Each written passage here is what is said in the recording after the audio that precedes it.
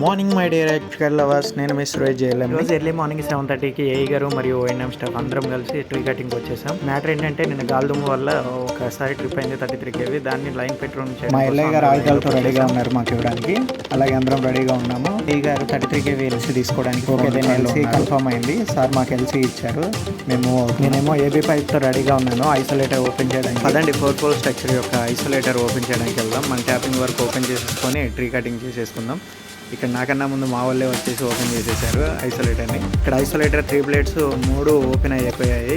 జాగ్రత్తగా ఒకసారి చెక్ చేసుకొని లైన్ మొత్తం ఒకసారి పోల్ టు పోల్ చెక్ చేసేసుకోవాలి. ఎక్కడెక్కడ చెట్లు తగ్గుతున్నాయి ఏంటని మొత్తం చెక్ చేతో పాటు ఇన్సులేటర్స్ ఏమైనా పైప్ లైన్ అంతా క్లియర్ ఉందా లేదా ఒకసారి చెక్ చేసుకున్నాం. ఇక ఆయుధాలకు పని పెట్టేసాం.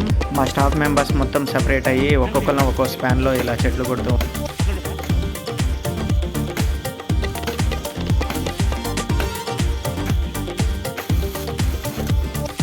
మిగతా బ్యాచ్ వాళ్ళు ఇలా లైన్స్ కట్టడం ఉన్న చెట్లన్నీ క్లియర్ చేస్తూ ఉన్నారు.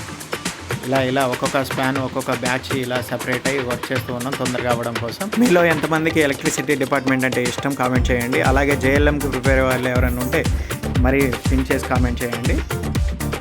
ఇక వర్క్ అంతా కంప్లీట్ అయిపోయిన తర్వాత లాస్ట్కి సబ్ స్టేషన్కి వచ్చేసి ఐసోలేటర్ క్లోజ్ చేసేసుకుంటాను.